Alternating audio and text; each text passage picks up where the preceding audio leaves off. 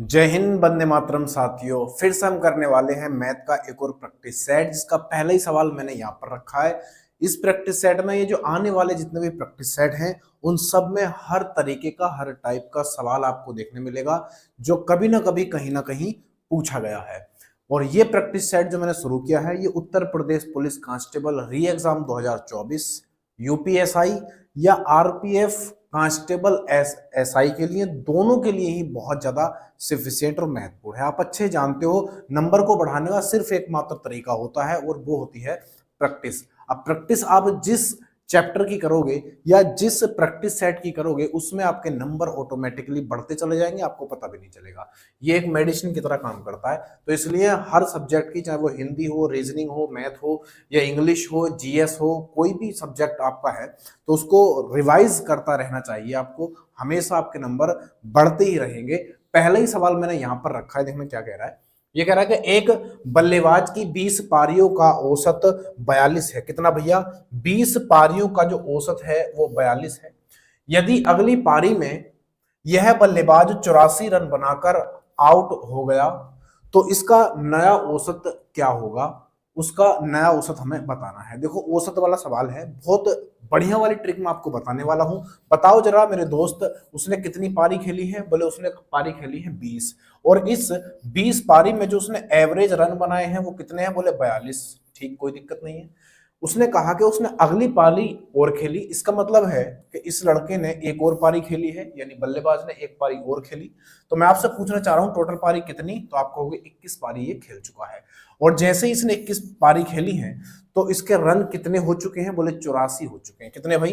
84 इसके रन हो चुके हैं। अब मैं आपसे ये पूछना चाह रहा हूं कि जब 20 पारी से जब ये 21वीं पारी में आया तो इसने कितने रन बना दिए? तो आप बड़ी आराम से बता दोगे कि इसने 42 रन बढ़ा दिए हैं। कितने दोस्त? 42 रन ये बढ़ा चुका है। कितने? 42 रन बना चुका है। यहां पर लिख लेते हैं हम 42। ठीक है भाई, इतने रन इसने बढ़ा दिए। अब हमसे पूछ रहा है कि नया औसत बताओ। कितना? क्या भाई? नया औसत हमें बताना है। तो औसत बनाने के लिए आप जानते हो कि जो संख्या होती है उसको जो योग होता है उसको संख्या से भाग दे देते हैं। औसत निकालने के लिए दोस्त हम क्या करते हैं, तो आपको ये बात पता होनी चाहिए छोटी छोटी, कि औसत निकालने के लिए जो अपना योग होता है, किसी भी चीज का आप योग करते हो और जितने का योग करते हो उतनी संख्या से जब आप भाग लगा देते हो तो आपका औसत मिल जाता है। बोलो भाई हाँ या ना? बोले हाँ। तो ये हमारी क्या है? योग है। रनों का योग है 21वीं पारी में। और ये कितनी क्या है भाई? हमारी संख्या है। किसकी? पारियों की संख्या है। तो अगर मैं यहां से 21 से इसको डिवाइड करूंगा तो मेरा औसत निकल के आएगा कितनों का? आप कहोगे 42 रनों का औसत निकल जाएगा। किसका भाई? 42 का। तो आप करोगे 42/21, मेरे दोस्त कितना औसत आ जाएगा? बोले 2 आ जाएगा। 21 दूनी 42 होता है, तो 2 हमारा औसत निकल के आ चुका है। पहले औसत कितना था? आप कहोगे 82 था, अब 2 बढ़ चुका है। टोटल जो यो अब निकल के आएगा औसत कितना आएगा? बोले 44 हो जाएगा। क्यों? क्योंकि आप 2 इस 2 में ये वाला जोड़ दोगे, यानी इस 42 को जब आप जोड़ोगे तो ये बनेगा 44। नया वाला औसत कितना हो जाएगा? पुराना तो 82 था, 42 था, 82 निकल रहा है मेरे मुंह से बार बार। 42 था और 2 उसने क्या कर दिया? बढ़ा दिया। तो टोटल कितना हो गया? 44। आंसर आपका डी बन जाएगा। आंसर आपका डी बन जाएगा। ठीक है भाई, अगले पे आ जाते हैं। बोलने में थोड़ा 82, 82, 42 में अंतर होता है भाई। ऑप्शन नंबर डी इसका बिल्कुल सही उत्तर था। अगले पे आ जाते हैं। देखना भाई क्या कह रहा है सवाल नंबर अगला। ये रहा मेरे लल्ला, आराम से कर लेंगे इसको भी। देखो यहाँ पर √7 माइनस √5, फिर अपने पास √5 √3 √9 √7 √11 √9। ठीक है भाई, इसमें कह रहा है मैं सबसे बड़ी संख्या, क्या पूछ रहा है? सबसे बड़ी संख्या हमसे पूछ रहा है। देखो ऐसे सवालों को करने के लिए बड़ी बेहतरीन वाली मैं ट्रिक आपको बताने वाला हूँ। क्या है?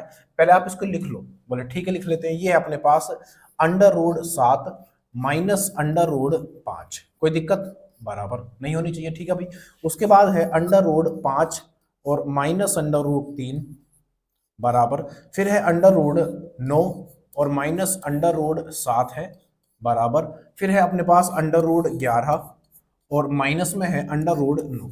कोई दिक्कत नहीं होनी चाहिए। ठीक है भाई।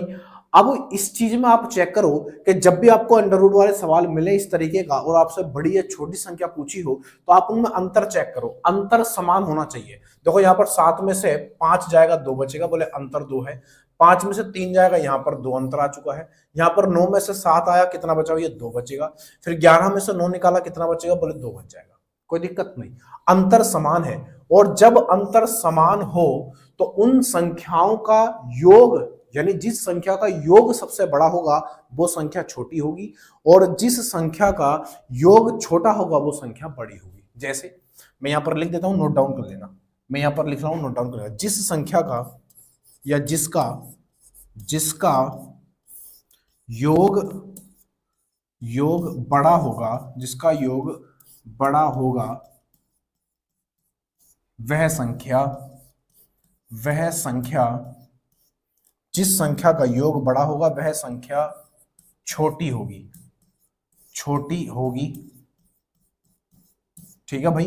अब इसका ही आप उलट कर लेना, जिस संख्या का योग बड़ा वो संख्या छोटी, और जिस संख्या का योग छोटा, यहां पर आप छोटा लिख लेना। अगर आप दूसरी लाइन लिखोगे तो जिस संख्या का योग छोटा वह संख्या बड़ी होगी। इतनी सी बात है, बस दो यहां से पढ़ लेना। जिस संख्या या जिसका योग छोटा वह संख्या बड़ी, और जिसका योग, यहां पर जाओगे नीचे, जिसका योग बड़ा होगा वह संख्या छोटी होगी। बात खत्म हो गई। आप यहां पर इन दोनों का योग करना, 7 5 12 होगा, बोले ठीक है। यहां पर 8 हो जाएगा, इन दोनों का योग कितना होगा, 8 हो जाएगा। 9 और 7 कितना होता है, आप कहोगे 16 होता है। और यहाँ पर 11 और 9 कितना होता है, बोले 20 हो जाता है। कोई दिक्कत नहीं होनी चाहिए, ठीक है भाई, 20 होता है। अब उसने पूछी इसमें सबसे बड़ी संख्या, तो मैंने कहा था जिन संख्याओं का योग छोटा होगा वो संख्या बड़ी होगी। आप यहाँ पर देखोगे अंडर रूट 5 माइनस अंडर रूट 3 है, और इसका योग कितना निकल के आया, बोले 8 निकल के आया है। तो सबसे छोटी संख्या यही है। अगर योग सबसे छोटा तो संख्या सबसे बड़ी। आंसर आपका मिल चुका होगा आपको। यहां पर कितना आ जाएगा, ऑप्शन नंबर 20 का बिल्कुल सही उत्तर हो जाएगा, अंडर रूट 5 माइनस अंडर रूट 3। इस चीज को आप कहीं पर छाप लेना, क्योंकि ऐसे छोटे छोटे सवाल हमें डुबा के ले जाते हैं कभी कभी, समझ रहे बात को। तो ये चीज आपको पता होना चाहिए, इस चीज को आप नोट डाउन कर लेना, ठीक है भाई। अगले पे आ जाते हैं, सवाल नंबर अगला ये रहा मेरे लल्ला। देखना भाई क्या कह रहा है। इसमें कहा जा रहा है, इसको मिटा लेते हैं पहले, है ना, फिर बताते हैं। इसमें कह रहा है हमसे कि वह संख्या कौन सी है जिसके 1/5 में, जिसके 1/5 में, यहां पर 4 कर लेना, जिसके 1/5 में 4 की वृद्धि उसके 1/4 में 10 की कमी के बराबर है। बढ़िया सवाल है एकदम। देखो ऐसे सवाल जब भी आपको मिले लैंग्वेज वाले, तो आप वो करते जाओ जो सवाल कह रहा है आपसे, कुछ छेड़छाड़ करने की जरूरत नहीं है, ठीक है भाई। जो सवाल आपसे कहना चाह रहा है आप वो करते चले जाओ, आपका आंसर आ जाएगा। अगले पे देखना क्या कह रहा है, इसको मिटा लेते हैं पूरे को। देखो इसको कैसे करेंगे, इसे ऐसे करेंगे कि वह संख्या कौन सी है, हमें नहीं पता संख्या, हम संख्या मान लेते हैं ए संख्या है। वह संख्या कौन सी है जिसके 1/5, अगर मैं इसका 1/5 निकालूंगा तो a/5 हो जाएगा। 5 में 4 की वृद्धि, वृद्धि का मतलब प्लस, यानी जोड़ना है हमको, है ना। 4 की वृद्धि उसके 1/, का मतलब संख्या का 1/4, और संख्या का 1/4 का मतलब क्या होगा, a/4 में 10 की कमी के बराबर है, तो हमने बराबर कर दिया। कोई दिक्कत नहीं होनी चाहिए, सवाल खत्म हो गया। बस इसे हल करने की जरूरत है, आपका आंसर आ जाएगा। यानी ए का मान हमें निकालना है। यहाँ पर जो संख्या मैंने मानी है वो क्या है, ए मानी है। तो अब यहाँ से आप ए का मान निकाल लोगे। कैसे निकालोगे, आप इसको इधर ले आओ और इस 4 को इधर पहुंचा दो। बोलो भाई हाँ है ना, ठीक है भाई, पहुंचा देते हैं। तो ये बनेगा a/5, और ये माइनस में इधर आएगा तो ये बनेगा a/4, और बराबर माइनस का 10 है, 4 उधर जाकर फिर माइनस का 14 हो जाएगा। कोई दिक्कत, माइनस माइनस के दोनों जुड़ जाएंगे। इसकी मट्टी पलीत इधर कर दो, इसकी मट्टी पलीत इधर कर दो, तो ये बनेगा 4a और ये बनेगा 5a, और नीचे जब एलसीएम लोगे तो 5 चौक 20 बन जाएगा। बोले ठीक है, और बराबर -14 हो जाएगा। कितना भाई, बराबर में -14 हो जाएगा। -14। यहां पर देखोगे तो माइनस का 1 बचेगा, माइनस के 5 में से प्लस का 4 जाएगा, कितना बच जाएगा, तो आप कह दोगे यहां से बचेगा माइनस का a, और नीचे कितना बचेगा, आप कहोगे 20 बच जाएगा, और बराबर कितना हो जाएगा, बोले माइनस का 14। माइनस से माइनस कैंसिल आउट हो जाएगा, इसकी मल्टीप्लिटी यहाँ 14 में हो जाएगी, तो 14 दूनी कितना होता है, बोले 28 होता है, कितना 28, और 0 और ठोक देंगे तो a की वैल्यू कितनी आ चुकी है, आप कहोगे हमारी जो संख्या है वो 80 निकल के आ चुकी है। कोई दिक्कत नहीं होनी चाहिए। अगले पे आ जाते हैं, कौन सा ऑप्शन हो जाएगा, है क्या इसमें 80, यहाँ पर ऑप्शन नंबर बी में दे रखा है। अगले पे देखना आ जाते हैं। सवाल को करने का तरीका और सवाल का आंसर आ जाए, ऑप्शन देखने की जरूरत नहीं होती है, फिर फुल कॉन्फिडेंस होता है कि हाँ हमारा आंसर ठीक है, फिर वो चाहे ऑप्शन में कहीं पर भी हो, उससे कोई फर्क नहीं पड़ता है। अगले पे आ जाते हैं। देखना इस सवाल को बड़ी बेहतरीन तरीके से करेंगे। क्या कहना चाह रहा है, इसको मिटा लेते हैं फिर करते हैं। इसमें कहना चाह रहा है हमसे, इसमें कहने चाह रहा है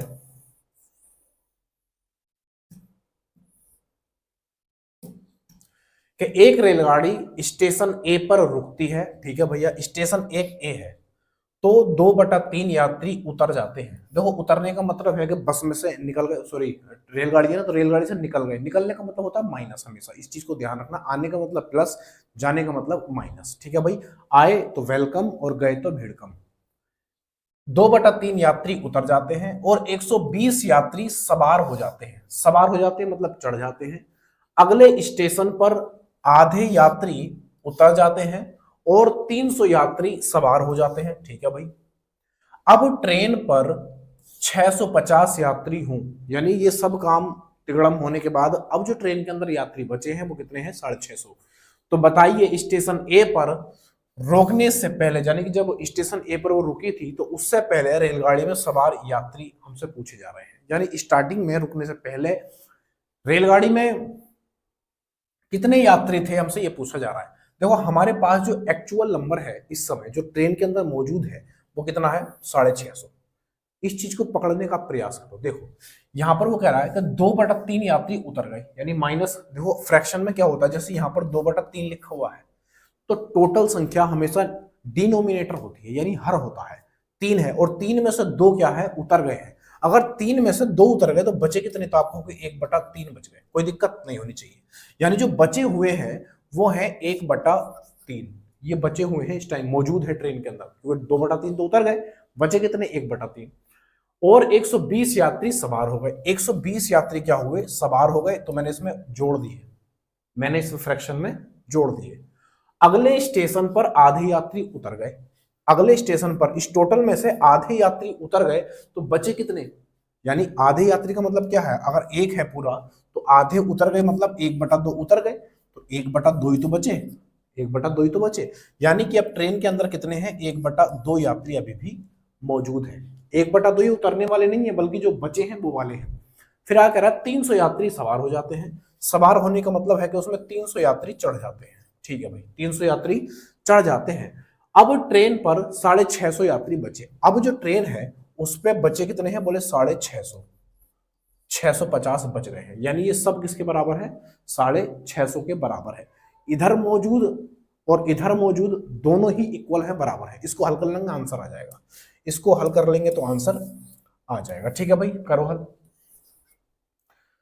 क्या कहना चाह रहा है, इसमें कह रहा है हमसे, देखो इसको जब हम तिगड़ा मचाएंगे तो देखो 1/2 की मैं अंदर गुणा कर रहा हूं, जब 1/2 के अंदर गुणा करूंगा तो ये बनेगा 1/6 प्लस ये कितना बनेगा, 120 को आप भाग करोगे 2 से तो बनेगा 60, और यहां पर देखो ये प्लस का है तो इधर जाकर माइनस हो जाएगा, 650 में से 300 जाएगा तो आप कहोगे 350 बच जाएगा, कोई दिक्कत नहीं होनी चाहिए। इसको मैं उधर लेके जा रहा हूं तो ये बनेगा 1/6, एक यूनिट का मान निकाल लो आपका आंसर आ जाएगा।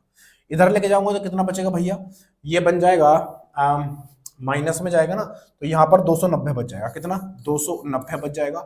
6 की इधर गुणा कर देंगे, 1 की वैल्यू आ जाएगी, तो 1 ही तो हमें मान निकालना था, 1 ही तो हमें मान निकालना था, कितना जाएगा बताओ जरा, 600 और 6 निमा 54, 4 यहाँ पर 5 बच जाएगा, और 6 दूनी 12, 12 5 17, यानी कि ट्रेन जब रुकी थी उससे पहले जो यात्री थे वो 1740 थे। कितने भाई, 1740 यात्री थे। कहीं पर हो तो बताओ, ऑप्शन नंबर सी का बिल्कुल सही उत्तर हो जाएगा। कितने भाई, ऑप्शन नंबर सी का आंसर हो जाएगा 1740, कोई दिक्कत नहीं होनी चाहिए।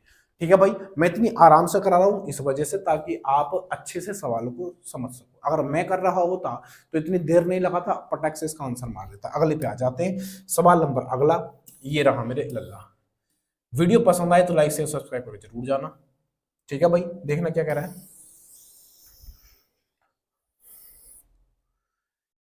सवाल के अंदर कहा जा रहा है हमसे कि ए किसी काम को 4 घंटे में कर सकता है, बी और सी 3 घंटे में, तथा ए और सी उसे 2 घंटे में कर सकते हैं। तो बी अकेला उस काम को कितने समय में पूरा करेगा। बहुत आसान सा सवाल है, लॉलीपॉप सा। वो कह रहा है कि ए जो है एक काम को कितने घंटे में, बोले 4 घंटे में कर रहा है। कितने में भाई, 4 घंटे में कर लेता है। बी और सी 3 घंटे में कर लेते हैं, कोई दिक्कत नहीं है। बी और सी क्या कर रहे हैं भाई, कि 3 घंटे में कर लेते हैं। ए और सी 2 घंटे में कर लेते हैं। ए और, देखो प्लस का निशान लगाओ या मत लगाओ, ये अपनी सोच होती है। ठीक है भाई, अगर यहाँ पर मैं बी और सी लिख रहा हूं तो मतलब बी प्लस सी लिख रहा हूं। अगर यहाँ पर ए और सी लिखूंगा तो इसका मतलब क्या है, ए प्लस सी लिख रहा हूं। ठीक है भाई, ये टाइम को बचाने का एक तरीका होता है। आपके पास अगर नैनो सेकंड भी बच रहा है ना एग्जाम में, तो आप समझो, अगर आप थोड़ा थोड़ा समय करके, अगर आपने 5 मिनट भी बचा लिए या 10 मिनट भी बचा लिए, तो आपने बहुत महारत हासिल कर ली। ठीक है भाई, यहाँ पर कह रहा है कि ए और सी कितने घंटे में कर रहे हैं, बोले 2 घंटे में कर लेते हैं। 2 घंटे में कर लेते हैं। सबका एलसीएम निकालेंगे तो टोटल समय हमें पता चल जाएगा, यानी कि टोटल काम पता चल जाएगा। यहाँ पर एलसीएम कितना आएगा, बोले 12 आ जाएगा, कोई दिक्कत नहीं है। इससे इसको डिवाइड करोगे तो एक ही क्षमता निकलेगी। यहाँ पर क्षमता निकलती है हमेशा, यहाँ पर क्षमता निकलती है, ये हमारा टोटल वर्क होता है। हालांकि मैंने चैप्टर वाइज भी कराए हैं, आप देख लेना वहां पर, लेकिन वो शायद डिजिटल बोर्ड पर नहीं थे, इस वजह से अब थोड़ा सा इंक्रीज हुआ है मामला, तो यहाँ पर आ चुका है। तो 4 से इसको डिवाइड करोगे, 4 तिया 12।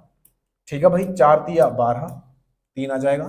फिर उसके बाद 3 चौक 12, यहाँ पर 4 आएगा, यानी बी और सी की क्षमता 4 आ चुकी है। 2 से डिवाइड करोगे 6 बार जाएगा, यानी ए और सी की क्षमता 6 आ चुकी है। ठीक है भाई, यहां पर आप देखोगे हमसे क्या कह रहा है, हमसे कह रहा है कि बी का मान बताओ, कि बी उस काम को अकेले से कराया जाए तो कितना समय लेगा। आप अच्छे जानते हो कि जिसका समय निकालना हो तो काम में जिसका आपको समय निकालना है, जिसका आपको समय निकालना है, उस व्यक्ति की क्षमता से काम में भाग लगा दो।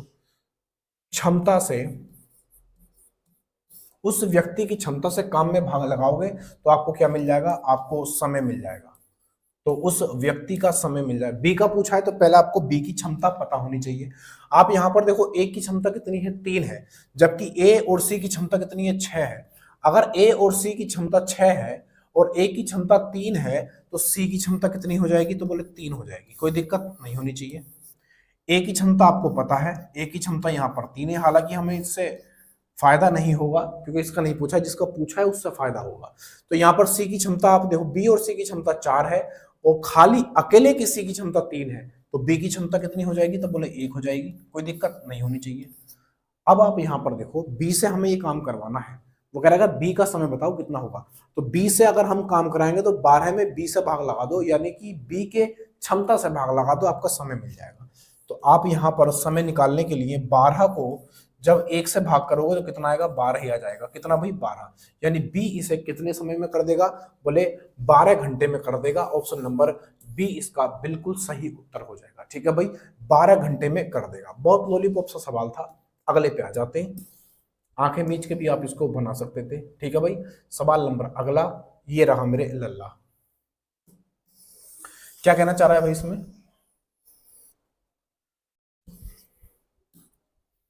इसमें कह रहा है हमसे कि एक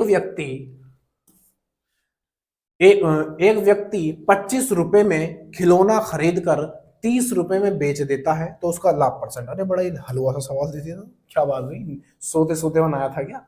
अरे एक व्यक्ति ने 25 रुपए में कोई खिलौना खरीदा और 30 रुपए में बेच दिया, लाभ परसेंट पूछ रहा है। ये तो सवाल है, समझ लो कि आपको ये चेक कर रहा है कि आपको परसेंटेज निकालना आता है या नहीं आता है। समझ रहे हो बात को, बहुत लॉलीपॉप का सवाल है। देखो खरीदा कितने में, बोले 25 में, और बेचा कितने में, यानी सेलिंग प्राइस कितना है, आप कहोगे 30 है। ठीक है भाई, 25 रुपए में खरीदा, 30 रुपए में बेचा, तो मुझे ये बताओ उसे लाभ कितना हुआ, उसे प्रॉफिट कितना हुआ भाई। आप कहोगे 5 का लाभ हो गया, यानी 5 रुपए का लाभ हो गया, कोई दिक्कत नहीं होनी चाहिए। तो लाभ परसेंट कैसे निकालते हैं, तो आप कहोगे लाभ परसेंट बराबर निकाला जाता है लाभ, लिख देता हूं हालांकि आपको पता होगा, लाभ गुणा 100 और बटे में क्रय मूल्य यानी सीपी। ठीक है भाई, आप अच्छे जानते हो कि हमेशा हमेशा लाभ या हानि की गणना हमेशा क्रय मूल्य पर की जाती है, आपको अच्छे से पता होगा, नहीं पता है तो आप देख लेना यहाँ पर। क्रय मूल्य कितना है भाई, अब उसकी तो जरूरत ही नहीं, हमें लाभ चाहिए, लाभ कितने का है 5 का, 5 का लाभ गुणा 100 और नीचे कितना क्रय मूल्य, क्रय मूल्य कितना बोले 25, बस ये मेन था। 5 से इसको डिवाइड करो कितनी बार कटेगा, 5 पंजे 25, 5 से 100 को डिवाइड करोगे कितनी बार, 20 बार कट जाएगा, यानी उसे 20% का लाभ हो चुका है, कितने का भाई 20% का लाभ हो चुका है, कहां पर है, ऑप्शन नंबर 20 का बिल्कुल सही उत्तर हो जाएगा। ठीक है भाई, अगले पे आ जाते हैं, बहुत कॉमन सी चीज थी, ये नहीं पता है तो अफसोस की बात है, आपको ये चीजें पता होनी चाहिए छोटी छोटी। अगले पे आ जाते हैं, ऐसे ही लेवल में इसका थोड़ा थोड़ा बढ़ाता चलूंगा हर प्रैक्टिस सेट में। ठीक है भाई, क्या कहना चाह रहा है इसमें, इस सवाल में कह रहा है कोई व्यक्ति 10 रुपए में 11 संतरे खरीद कर 11 रुपए में 10 संतरे बेच देता है तो उसका लाभ बताइए कितना होगा। बड़ा अच्छे तरीके से बताऊंगा, एक ही बार में आंसर आ जाएगा। जब भी इस तरह का सवाल आएगा कि 10 की दर से खरीदता है और 20 की दर से बेच देता है, इस तरीके के सवाल जो बनते हैं जो आपके सामने है, एक ही चुटकी में आंसर आ जाएगा। कैसे, देखना जरा, जो उसकी ट्रिक बताऊंगा वो बहुत धांसू है। क्या कह रहा है, देखो यहां पर बाएं हाथ में यानी बाएं साइड, लेफ्ट साइड में आपको रुपए रखने हैं और राइट साइड में यानी सीधे हाथ में आपको क्या रखनी है, वस्तु रखनी है। वस्तु वो कुछ भी हो सकती है, संतरे हो सकते हैं, पपीता हो सकता है, केला हो सकता है, पेन हो सकता है, कुर्सी हो सकती है, मेज हो सकती है, कुछ भी हो। तो आपको वस्तु रखनी है सीधे हाथ में, क्योंकि वस्तु में वजन ज्यादा होता है इसलिए सीधे हाथ से उठाते हैं, और मूल्य में वजन कम होता है तो बाएं हाथ में। तो यहां पर लिखना है बाएं तरफ मूल्य यानी कि रुपए, और दाईं तरफ लिखना है आपको वस्तु। वस्तु वो कुछ भी होती है, सिर्फ ट्रिक बता रहा हूं आपको याद करने की। ठीक है भाई, अब उसने क्या किया, 10 रुपए में 11 संतरे खरीदे हैं, कितने भैया 10 रुपए में 11 संतरे, 11 संतरे उसने खरीदे।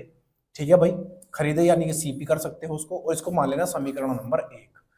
और अगली बार उसने क्या किया, 11 रुपए में 10 संतरे बेच दिए, 10 संतरे बेच दिए, इसको आप एसपी मान लो चाहे, और समीकरण नंबर 2। कोई दिक्कत नहीं होनी चाहिए, एक ही बार में आंसर खत्म हो जाएगा। इसको सुनना ध्यान से, देखो पहला समीकरण, दूसरा समीकरण, तो पहले वाले का वस्तु और दूसरे वाले मूल्य की गुणा करनी है। दूसरा मूल्य है, पहला मूल्य है दूसरा मूल्य, बात समझ में आई तो बोलो हाँ। तो पहले वाले का वस्तु दूसरे वाले मूल्य की गुणा करनी है, तो 11 11 121, जो बचा उसकी गुणा करके घटाना है, जो बचा उसकी गुणा करके घटाना है। 10 और 10 की गुणा करोगे कितना आएगा, 100 आ जाएगा, जो घटाना है, और जो घटाना है वही नीचे लगाना है। परसेंट के लिए 100 से गुणा करना है, परसेंट का निशान लगाना है, खत्म, आंसर आ गया। यहां से अगर प्लस का बचा तो लाभ, और माइनस का बचा तो हानि। ठीक है भाई, काम खत्म, पैसा हजम, लेना देना कुछ नहीं। कैसे करोगे, बोले बाबूजी ऐसा करेंगे 121 में 100 जाएगा तो 21 बचेगा, बोले ठीक है, और 100 से 100 खत्म हो जाएगा, कितना बचा 21%, बस ये आंसर है आपका। 21% उसका क्या हो गया भाई, लाभ हो चुका है। Option number A is the right answer, option A इसका बिल्कुल सही है। 21% क्या हुआ, उसे लाभ हुआ, प्लस का बचा इस वजह से, माइनस का बचता तो हानि हो जाती। ठीक है भाई, तो पहले वाले का वस्तु और दूसरे वाले मूल्य की गुणा करनी है, जो बचा उसकी गुणा करके घटाना है, और जो घटाना है वही नीचे लगाना है, नीचे मतलब बटे में लगाना है। और परसेंटेज बनाने के लिए आपको क्या करना है, 100 से गुणा करना है और परसेंट का निशान लगाना है। आपका आंसर आपके आंखों के सामने आ जाना है। अगले पे आ जाते, सवाल नंबर अगला, ये रहा मेरे लल्ला, क्या कहना चाह रहा है इसमें, देखना भाई, इसको मिटा लेते हैं पहले, है ना, फिर इस सवाल बढ़िया से करेंगे मजेदार तरीके से। क्या कह रहा है भाई इस सवाल के अंदर, इस सवाल में क्या कहा जा रहा है जरा बताओ, क्या कहा जा रहा है जरा बताओ। बोले देख लो, दिखा लो, मौका लगे चुरा के खा लो। हाँ भाई, ये कह रहा था एक दुकानदार 10% लाभ लेकर चावल को बेचता है, और वह बट्टे हो गए यहाँ पर, खराब बट्टे का प्रयोग करता है, उसका भार 20% कम है तो उसका लाभ परसेंट क्या है। भैया लाभ परसेंट हमसे पूछा जा रहा है, बोले आराम से बता देंगे, आराम से बता देंगे। देखो इसका एक फॉर्मूला होता है, वो लिख लो चाहे आप, बड़ा मजेदार फॉर्मूला है। क्या है? ये है लाभ बराबर, ये है लाभ बराबर, ये होता है लाभ, ये होता है लाभ प्लस भार, भार या भार में कमी ऐसा कर सकते हो, और बटे में 100 माइनस भार, 100 माइनस भार, बस खत्म, आपका आंसर आ जाएगा। आपका आंसर आ जाएगा, इस फॉर्मूले में आप रख दोगे तो परसेंटेज में निकल के आएगा ये आंसर। कभी सोचो आप, ये परसेंटेज लाभ में निकल के आएगा। कैसे? लाभ कितना है? बोले 10% का, 10% का लाभ हुआ, और प्लस यहाँ पर भार में कमी कितनी हो रही है? बोले 20% की। तो आप क्या करोगे? 20 इसमें जोड़ दोगे क्योंकि फॉर्मूले के अंदर हमारे हैं, और बटे में 100 माइनस भार, भार कितना है? 20%, तो 100 में से 20 जाएगा, बोले 80 बच जाएगा। ठीक, काम खत्म, पैसा हजम, लेना देना कुछ नहीं। परसेंट के लिए क्या करोगे? 100 से गुणा करोगे, परसेंट का निशान लगा दोगे। ठीक है भाई, अब डायरेक्ट आपका आंसर परसेंट में आ जाएगा। देखो काटाफिटी मचा लो, 0 से 0 कट जाएगा, ऊपर कितना हो जाएगा? बोले 30 हो जाएगा। कितना भाई? ऊपर हो गया 30 और नीचे कितना हो जाएगा? 8, और गुणा में कितना? यहाँ पर 10 बचेगा। कोई दिक्कत नहीं होनी चाहिए। 4 से काट लें क्या? 4 से काटोगे 2 बार कटेगा, 4 से काटोगे नहीं, 4 से नहीं कटेगा, 4 से नहीं कटेगा, 4 से नहीं कटेगा, मत काटो, मत काटो, मत काटो। 300 कर लो इसको डायरेक्ट, ये बनेगा 300 और बटे में 8। अब कटेगा क्या? 4 से? हाँ अब कटेगा 4 से। देखो 4 से काटोगे 2 बार कटेगा, और 4 से काटोगे 4 सत्ते 28, 2 बचेगा, 4 पंजे 20, यानी कि कितना हो जाएगा ये? 72/2, यानी 72.5। और 72.5 का मतलब क्या होता है? आप कहोगे 37.5। कितना? 37.5 होता है, यही आपका आंसर है। ठीक है भाई, यही क्या है? आपका आंसर है। कहीं पर है क्या 37.5? 37.5 ही चल रही है इस टाइम। ऑप्शन नंबर ए इसका बिल्कुल सही उत्तर हो जाएगा। ऑप्शन नंबर ए इसका बिल्कुल सही उत्तर हो जाएगा। ठीक है भाई, कोई दिक्कत नहीं होनी चाहिए। वीडियो पसंद आया तो बताओ कैसी लगी। वीडियो पसंद आया है तो लाइक शेयर सब्सक्राइब करके बिना मत जाना। अगले पे आ जाते हैं। अगले में क्या है आप देख लेना, अगले में क्या है आप देख लेना जरा। देखो यहाँ पर उन्होंने लिखा है, जिन्होंने ये पीडीएफ बनाई है, हालांकि वो भी हमारे साथ खूब दबा के मेहनत कर रहे हैं। क्या कर रहे हैं वो ये कह रहे हैं हमसे कि RPF constable SI UP police री एग्जाम एसएससी जीडी। ठीक है भाई, आने वाले जो जितने भी एग्जाम हैं आपके लिए इतनी ज्यादा मददगार रहने वाली है ये वाली प्रैक्टिस आपकी। अगर आप हर रोज करते हो तो आपको हर चीज नई नई सीखने मिलेगी, ये मेरा वादा है। ये मेरा वादा है कि आपको बढ़िया बढ़िया चीजें सीखने मिलेंगी। वीडियो पसंद आया लाइक शेयर सब्सक्राइब करके जरूर जाना। और डेली ये प्रैक्टिस सेट मैं आपको कराता हूँ मैथ का, हिंदी का भी मैं आपको यहीं पर कराऊंगा प्रैक्टिस सेट। देखो प्रैक्टिस करना बहुत ज्यादा जरूरी है। आप चाहे कितना ही पढ़ लो, कितना ही सीख लो, जब तक आप प्रैक्टिस नहीं करोगे वो सब बेकार होता है, आप अच्छे जानते हो। आप याद कर सकते हो लेकिन नंबर आपको बढ़ाने हैं तो दोस्त प्रैक्टिस करनी ही पड़ेगी। ठीक है भाई, तो आज के लिए इतना ही रखते हैं, बाकी बातें कल करेंगे। तब तक के लिए जय हिंद, जय भारत।